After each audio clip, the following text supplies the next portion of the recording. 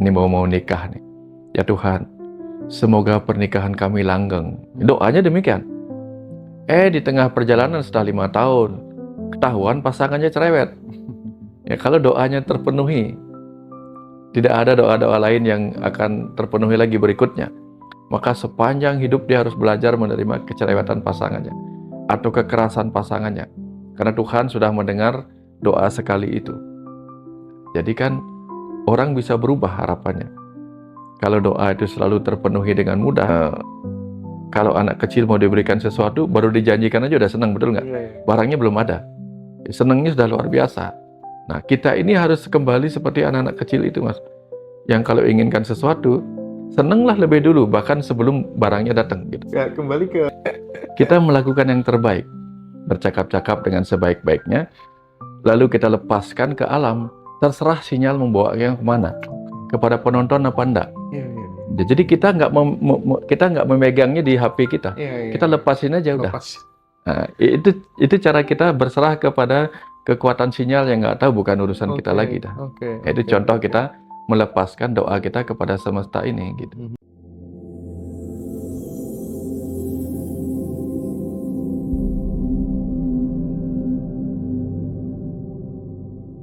Rasa ketika berdoa itu Pak Wayan, doanya itu diabaikan oleh semesta gitu. Tidak didengar oleh Tuhan gitu ya.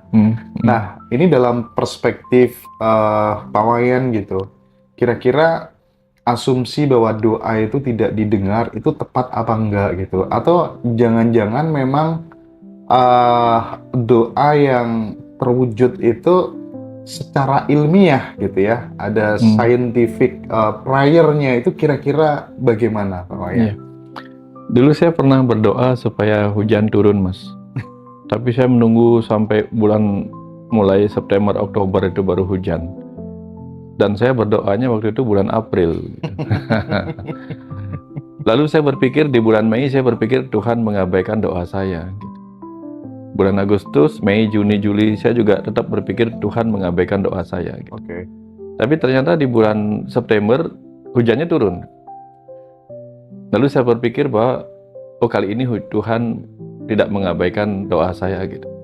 Dan setelah saya pelajarin ilmu klimatologi, iklim, ternyata hujan juga punya musimnya. Gitu. Kalau kita berbicara tentang berkah dalam doa itu, berkah itu kan datang tidak serta-merta seketika sesuai dengan yang kita mau gitu. Artinya kecuali Mas Hendra, kecuali kita siding ucap. Nah kemarin saya cerita begini Mas Hendra, mungkin agak panjang sedikit ceritanya gini. Saya kemarin memberi ceramah tentang bagaimana kekuatan metafisik itu. Bagaimana energi itu bisa terkonek. Kita mulai dari PLN ya. Dari pembangkit listrik tenaga uapnya tuh voltasenya gede banget Mas. Dan ketika sampai di rumah, voltasenya diturunkan pelan-pelan dengan trafo. Ada transformator yang kemudian menurunkan dia sampai kemudian dipasangin MCB. Sehingga listrik yang sampai ke rumah nggak sebesar listrik yang ada di pusat. Sama-sama listrik PLN, tapi ditahan. Bayangkan kalau misalnya PLN listrik yang sampai di rumah itu sama voltasenya dengan yang di sumbernya pertama, apa yang terjadi kira-kira Mas? Barang-barang akan hancur, betul nggak? Hal yang sama kalau kita terkoneksi dengan kekuatan semesta yang tak terbatas dan kita memiliki kekuatan yang sama, betapa berbahayanya Mas, betapa berbahayanya.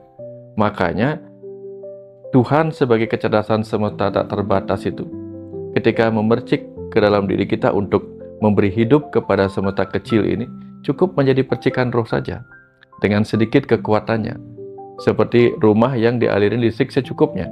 Ada yang 900 watt ya, ada yang 2200. Kalau lebih dari itu, bayangkan Mas, kalau voltasenya terlalu tinggi bisa rusak barang-barang kita Mas. Nah, bayangkan kalau tiba-tiba kita terkonek dengan kekuatan Tuhan yang semesta tak terbatas itu. Setiap yang kita pikirkan tiba-tiba menjadi kenyataan. Lalu kita tahu diri kita terlalu banyak pikiran Mas. Tiba-tiba kita mencaci maki orang. atau mendoakan orang jadi buruk. Mati aja deh kamu, mati orangnya. Jadi kan kacau hidup ini. Kalau semua orang dengan mudahnya doanya tercapai, Mas. Maka kemudian doa itu pun diberikan kekuatannya terbatas untuk menjadi tercapai sesuai harapan. Makanya dibutuhkanlah kekuatan yang pelan-pelan harus dibangun, yaitu kekuatan keyakinan. Oke. Setelah kekuatan keyakinan terbangun, itu pun tidak cukup, Mas.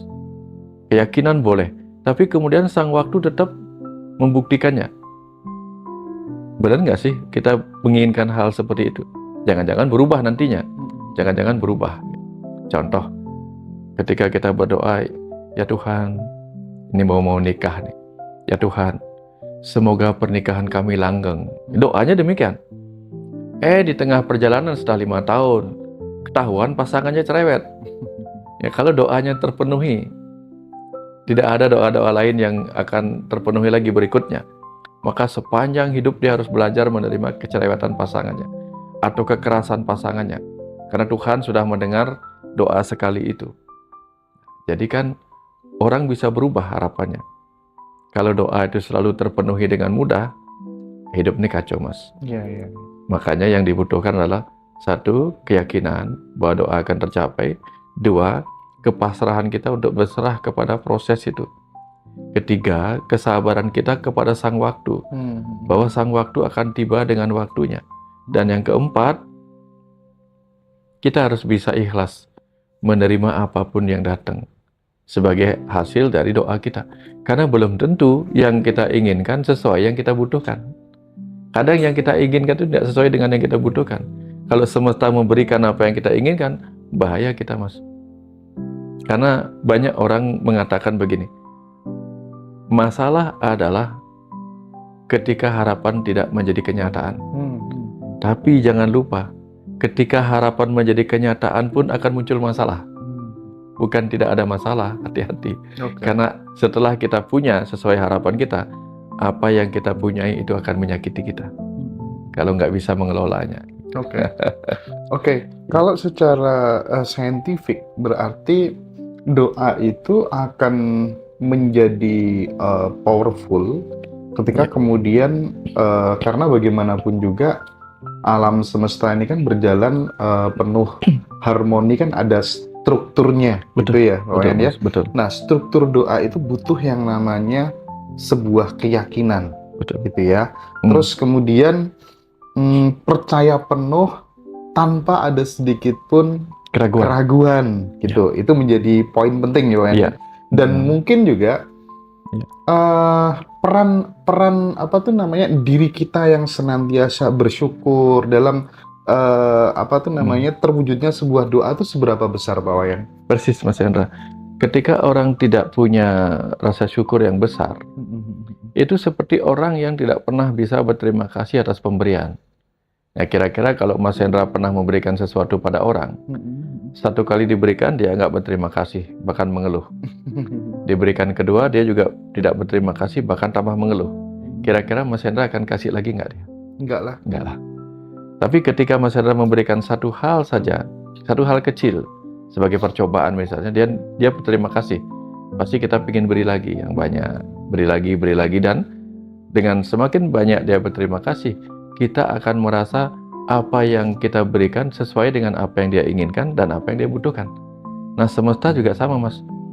Ketika apa yang kita inginkan dan kita butuhkan diberikan oleh semesta, ciri-cirinya adalah kita akan bersyukur. Tapi kalau kita diberikan sesuatu, kita tidak berterima kasih, kita tidak bersyukur, maka tentu kita tidak akan diberikan lagi oleh semesta ini, Mas. Karena dianggap apa yang diberikan itu tidak sesuai dengan keinginan dan kebutuhan kita. Sia-sia juga diberikan, gitu. Itu cirinya. Maka kekuatan bersyukur adalah kekuatan terpenting supaya kita bisa diberikan sesuatu. Karena gini, Mas Hendra, begitu kita tidak bersyukur, berarti kita nggak benar-benar menginginkan itu, tidak benar-benar memberikan rasa bahagia. Dan dalam konteks ilmu doa dikaitkan dengan daya ajaib metafisik, Mas Hendra. Ketika kita berafirmasi, bahkan kita harus bahagia sebelum harapan itu tiba. Bayangkan kalau harapannya sudah tiba, tidak bahagia pula karena tidak bersyukur. Nah, ke depan kan jadi ada kekuatan. Bahkan kita harus bisa bersyukur dan bahagia sebelum apa yang kita inginkan itu tiba. Itu teorinya memang, teorinya. Jadi kalau ada ungkapan fake it until make it itu benar ya Pak Iya, Wayan, Mas. ya? Ya. Fake it until make it itu benar berarti ya? Iya. Jadi kalau dalam teori fisika kuantum ada quantum seeding atau quantum jump. Ya. Sesuatu yang kita inginkan, ya, kita hadirkan penuh, kita imajinasikan penuh, kita getarkan perasaan itu seolah-olah benar-benar sudah terjadi gitu ya. Dan itu katanya sudah terjadi di alam spiritual. Benar, Pak Wayan? Iya. Karena kan ada frekuensi afirmasi pemikiran kita. Lalu ada frekuensi rasa. Rasa itu kan juga mengiringi gitu. Sama lah dengan kita gini Mas Hendra.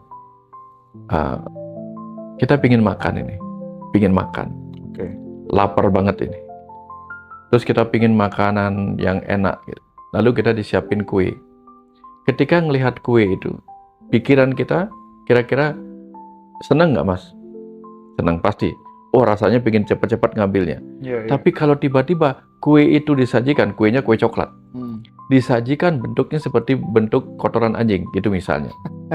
Rasa kita tiba-tiba tetap selaras nggak dengan itu? Nggak mood ya? Nggak mood, langsung hilang. Padahal aslinya itu memang hanya bentuk berbeda. Ya, itu perbedaannya Mas. Perbedaan antara bantuan kekuatan rasa dengan kekuatan keinginan itu. Keinginan juga harus didorong oleh rasa Mas. Karena kan kita punya kekuatan otak. Kekuatan otak kita terbagi dua, rasa dan rasio. Rasio itu dipakai untuk membuat detail apa yang kita inginkan. Rasa dipakai untuk menguatkan keyakinan kita bahwa kita sudah meng-attract, menarik kebahagiaan itu sebelum dia bahkan tiba. Contoh nih Mas Hendra, kalau anak kecil mau diberikan sesuatu, baru dijanjikan aja udah senang, betul nggak? Barangnya belum ada, senangnya sudah luar biasa. Nah, kita ini harus kembali seperti anak-anak kecil itu Mas, yang kalau inginkan sesuatu, senenglah lebih dulu, bahkan sebelum barangnya datang gitu. Ya, kembali ke ini, apa tuh namanya, Pak Wayan nyinggung tentang anak kecil gitu ya. Ya. Kita tahu bahwa ketika ada anak kecil menginginkan sesuatu kepada kita sebagai orang tua, dia itu kan menginginkannya kan tanpa keraguan. Ya. Tanpa keraguan mereka. Persis. Dia percaya betul bahwa orang tuanya akan segalanya bisa terjadi gitu. Masalahnya ketika kemudian tumbuh dewasa, kita pakai rasio, kita pakai logika, disitulah kemudian muncul keraguan-keraguan gitu. Beda seperti kita waktu masih kecil gitu. Itu gimana yang bisa kita ambil dari anak kecil itu untuk jadikan doa kita itu menjadi powerful, Pak Wayan? Anak kecil juga pakai rasio Mas. Dia pakai logikanya. Logikanya tapi dia bawa kepada optimisme. Orang tua saya pasti memberikan saya. Kalau kita dewasa, rasio kita pakai untuk menjadi pesimisme. Betul nggak? Iya. Oke, nggak mungkin sih kayaknya. Memang sih saya berharap, tapi kayaknya nggak mungkin. Soalnya begini, kita langsung memperhitungkan ketidakmungkinan itu. Akhirnya menjadi impossible. Tapi bagi anak kecil, impossible itu dijadikan I am possible. Nah itu bagi anak kecil. Pokoknya pasti dibeliin dah gitu. Impossible. Dari impossible jadi I am possible. Nah, tapi ketika kita beranjak dewasa, kita mengubahnya dari I am possible menjadi impossible. Walaupun kita menginginkan itu, tapi kita menganggap kayaknya nggak mungkin deh. Sedikit keraguan itu. Nah, apalagi ketika misalnya kita sudah berdoa nih Mas, lalu di sela-sela belum tercapainya doa kita itu, mulai muncul keraguan biasanya Mas. Ya, di awal mungkin semangatnya gede, tapi begitu nggak tercapai, besoknya 2 harinya belum lagi melihat secara potensi kayaknya nggak mungkin. Akhirnya memang jadi nggak mungkin. Tapi kan saya pernah cerita dulu sama Mas Hendra. Waktu saya SD, saya tidur di kandang kelinci, di atas kandang kelinci, di rumah yang sekarang jadi kamar saya bertingkat 2 itu Mas Hendra. Beberapa hal itu tidak mungkin. Satu, orang tua saya, ibu saya hanya tukang pijat. Bapak hanya tukang kayu. Untuk bikin rumah tingkat, itu bisa ribuan tahun mungkin baru bisa gitu. Tapi yang namanya saya anak kecil, saya hanya membayangkan di atas kandang kelinci itu adalah kamar saya yang di lantai 2 gitu. Terus bagi semesta apakah itu tidak mungkin? Dimungkinkan, Mas. Tiba-tiba setelah saya mulai SMA, ya itu rumah di sebelah, bungalow di sebelah dibeli orang Jepang. Yang sekarang udah menjadi kayak keluarga. Dibeli sama dia, dibongkar, lah bata-batanya, kusen-kusennya mau dibuang sama dia, diambil sama keluarga, sama saya. Jadi ibu hanya tinggal mencicil sedikit dan menjadi kenyataan gitu. Sesuatu yang tidak mungkin jadi mungkin, Mas Hendra. Nah, saya tetap memelihara hal-hal seperti itu, Mas. Ya, saya tidak terlalu suka pada hal-hal gaib dalam arti yang lain. Tapi saya menyukai keyakinan saya pada hal-hal metafisik itu. Oh iya, menarik, ya. menarik. Terus urgensi dari detachment itu pada saat kemudian kita sudah berdoa, Pak Wayan, katanya kan nggak boleh kita attach, nggak boleh. Iya. Harusnya kita memang benar-benar melepas gitu. Urgensinya apa? Ya, gini Mas Hendra.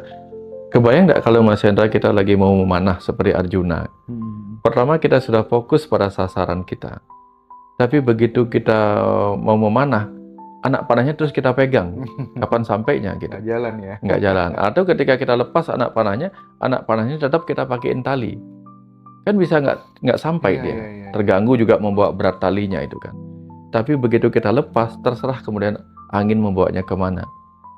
Ya, jadi dari situ kita belajar. Nah, hal yang sama terjadi. Maka pasrah itu adalah do the best, seperti kita membentangkan anak panah, busurnya, membidikkan anak panah kita ke sasaran. Itu do the best-nya. Begitu kita lepaskan, let nature do the rest. Itu kepasrahan, Mas Hendra. Ada ikhtiar, doa itu ikhtiar. Ikhtiar dengan pikiran dan hati namanya doa. Berserah itu kemudian memberikan kekuatan yang lain mengerjakannya. Artinya pada saat kemudian kita melepas doa itu kan sebenarnya kita ada sebuah kepercayaan penuh kepada semesta yang memiliki banyak sumber daya untuk mewujudkan apa yang kita inginkan gitu. Itu kan bukti gitu ya. Persis, Mas Hendra. Kita sadar penuh ini tinggal nunggu prosesnya aja gitu. Justru kalau kemudian kita nggak bisa ngelepas, ya justru malah kita nggak percaya penuh sebenarnya, Pak Wayan ya. Betul. Mas Hendra, ini kita ada yang nonton di TikTok ya? Oh, kenapa nggak direkam aja baru dilepas? Kita melakukan yang terbaik, bercakap-cakap dengan sebaik-baiknya, lalu kita lepaskan ke alam, terserah sinyal membawanya kemana, kepada penonton apa enggak. Jadi kita nggak memegangnya di HP kita, kita lepasin aja udah. Nah, itu cara kita berserah kepada kekuatan sinyal yang nggak tahu, bukan urusan kita lagi dah. Itu contoh kita melepaskan doa kita kepada semesta ini gitu. Nah. Jadi bagaimanapun juga pada saat kita berdoa tetap pikiran harus terfokus, ya kan? Terus kemudian ini harus disinergiskan dengan energi emosi yang tinggi. Persis. Terus kemudian percaya penuh bahwa itu akan terjadi meskipun belum terjadi, gitu ya Pak Wayan ya. Kalau orang bijak memberikan sebuah analogi, katanya doa itu ibarat benih yang ditanam di tanah yang subur, sementara keyakinan adalah air yang menyuburkan benih tersebut gitu ya. Terus emosi adalah sinar matahari yang mempercepat pertumbuhan. Fokus pikiran adalah tindakan untuk menjaga benih tetap terlindungi, agar tetap terlindungi. Jika itu mampu disinergiskan, ya biasanya doa itu akan mengubah realita menjadi kenyataan. Betul Mas, betul. Di setiap lahan kosong yang mau dibuat bangunan itu, yang pertama kan kita yakin dulu bahwa di sana akan bisa kita bangun. Lalu yang pertama tentu tidak langsung bangunan, Mas. Gambar dulu. Dan ketika melihat gambarnya kita yakin, padahal itu udah gambar, baru gambar. Tapi kita yakin kalau gambar itu menjadi kenyataan, itu akan seperti yang kita inginkan. Padahal baru gambar. Barangnya sendiri belum ada. Nah, ketika kita berafirmasi, bervisualisasi, itu kan hanya membuat gambar dalam imajinasi kita, seolah-olah itu akan memang menjadi kenyataan. Nah, biarlah kemudian sang arsitektur semesta ini yang menggerakkan semuanya. Gitu. Tugas kita hanya membangun imajinasi kita, Mas. Gitu. Tetapi, kalaupun imajinasi kita kuat, kita tidak terkonek dengan banyak orang, terganggu juga, Mas. Nah, ini contohnya, Mas ya. Misalnya, kita ingin punya rumah di sebuah lahan kosong. Kalau kita nggak terkonek sama arsitek, gimana caranya? Nggak bisa. Iya. Lalu setelah kita terkonek sama arsitek, si arsitek nggak terkonek sama pemborong. Oke, dia terkonek sama pemborong, tapi si pemborong kehilangan tukang. Iya. Nggak ada tukang sama sekali, nggak bisa. Nah, dalam hal ini, dalam hal doa kita tidak akan mudah menjadi kenyataan kalau modalitasnya nggak banyak, Mas. Orang-orang yang akan mengerjakan, mewujudkan doa kita itu tidak siap, tidak ada menjadi bagian dari jaring-jaring kita, nggak bisa nyambung, Mas. Makanya setiap agama pasti mengajarkan kita membangun jaring-jaring itu, jaring-jaring persahabatan, jaring-jaring persaudaraan, jaring-jaring komunitas dengan hubungan yang baik. Kalau kita tidak menjalin hubungan yang baik, bagaimana kita, kekuatan pikiran kita yang berkehendak baik, bisa menjalin hubungan dengan mereka untuk menggerakkan mereka? Contoh nih Mas Hendra, dulu ketika saya mau membantu yayasan stroke center di Tabanan itu, mereka membutuhkan biaya. Saya nggak punya biaya sebanyak itu. Tapi karena saya punya orang-orang baik yang sudah terjalin baik dengan saya, karena mungkin mereka sering mendengarkan YouTube, sering datang ke rumah, ikut Zoom dan sebagainya, begitu saya bicara kepada mereka semua, hati mereka tersentuh semua dan tiba-tiba mereka saling mensupport. Bayangkan kalau saya punya 100 musuh, bukan 100 sahabat orang baik. Lalu saya nge-share keinginan saya itu, ada yang nolong nggak, Mas? 100 musuh nggak ada. Tapi ketika saya punya 100 teman orang baik gitu, begitu saya bicara seperti itu, orang-orang baik itu akan mengumpulkan, bergotong royong, dan akhirnya tercapai apa yang diharapkan. Nah, agama itu mengajak kita menjalin hubungan. Nah, menjalin hubungan yang baik itu adalah jalan tantra juga, Mas. Tantra artinya tantra, alat menenun, merajut persahabatan, menenun kekeluargaan. Itu fungsinya ajaran agama, Mas. Gitu.